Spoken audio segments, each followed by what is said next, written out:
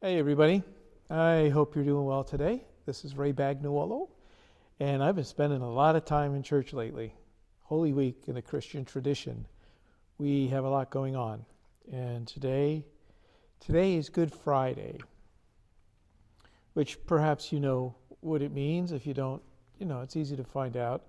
Basically, though, it's the day that we remember when Jesus was crucified, mostly forgetting the people around him pretty upset with him, that being the governing bodies and the Romans and the high priests and those that he was trying to change so that they would pay more attention to the people who had been oppressed and pushed aside for so long. It's much different than what I learned growing up that this day was and how it unfolded, and studying it to really help me recapture some of my faith in a way that has meaning. That would not have happened for me if it hadn't been for some people who had done this before and who also understood that there was much more to what it is about in terms of being faithful, especially as a queer person, than just many of the things we were simply taught as this is the way it is, this is what it is, this is how you learn it, study it, and then you teach it and you keep it going. Well, we know that doesn't work, but there's still a lot of people practicing that. I try not to be angry because I don't want to be angry. I really don't want to spend my time criticizing a lot of people, especially institutions. It's very easy to do. It's very easy to do.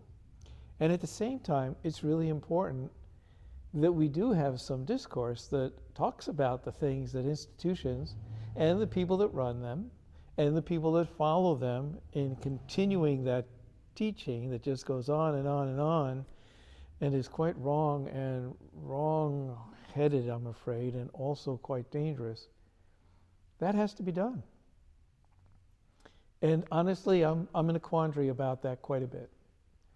My thinking is that if you just went to the teachings in what Jesus referred to as the great commandment, to love your God with all the heart, with all your heart and all your soul and all your might, and love one another as yourself. Well, if we did that, and if we created ways in which others could do that, and if we really meant it, then a lot of the things that we as a queer community and other communities are facing now,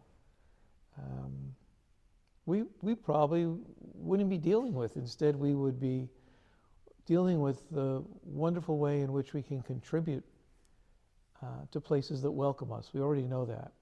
So there's a loss here. There's a loss for the people that don't welcome us, don't understand us, were taught in ways that so hard for them to unlearn, because for some of this to unlearn means that their very faith is being challenged because it's so integrated with dogma that is wrong. So it's hard, and I don't have answers to it. I just have a journey, and so that's why I do these little videos, just to talk about the journey.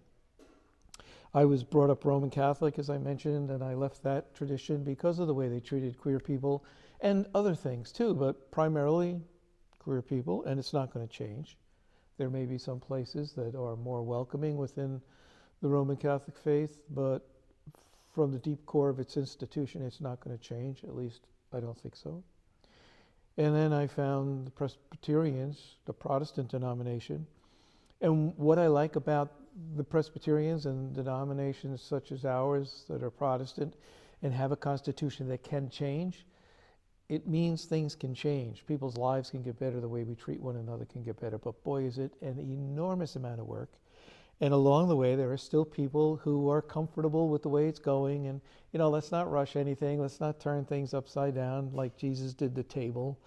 And let's not get anyone upset as Jesus did the Roman authorities and the high priests and the elite of the church.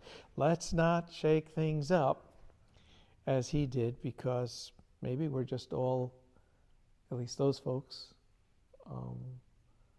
are a bit too concerned about being crucified. You can be concerned about it, but you can't hold other people hostage for your safety and comfort. So it takes some work. There are places where we are welcome as a community. I talk about here just because I'm here, but there's other places too, and you can find them, and we can help you find them. But at this Easter time, on this Good Friday, on a day that really, I don't know why it's called good. I understand the theological stuff, but it ain't good. I don't think of that day when an innocent person was tormented and crucified as good. I do understand, though, that out of disorienting dilemmas, to put it mildly, some wonderful things can happen. And that's been the story of the queer community. Out of so many of our struggles, some wonderful things have happened. And so there are a lot of places of support, community centers, people who you know already. If you're in school, you may have to seek out the right one, but social workers, teachers, others. My principal when I taught high school was an amazing, amazing man. And so most importantly, there's been enough crucifixions, don't you think? And so we keep working to go forward. And if you would like to chat at any time, you can get a hold of me. I can help you to find places in your area if you're looking for places.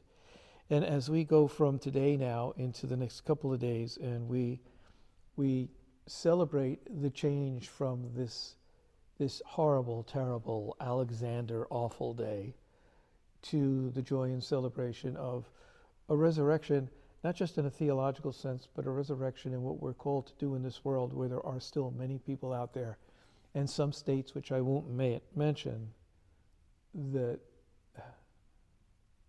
I don't know, they need a resurrection, don't you think? But first, we take care of the one that we've been given, and we share that with others in our community.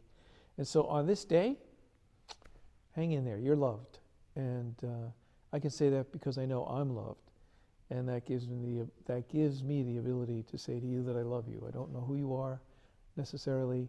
And, we might not even, if we were to sit down together, like each other perhaps as much as we would like to. But I do know that who you are is exactly who you're supposed to be. And as I always say, we all have work to do. But don't let anybody tell you any different. And if you got to move out of a state, whatever that state may be, move out of it.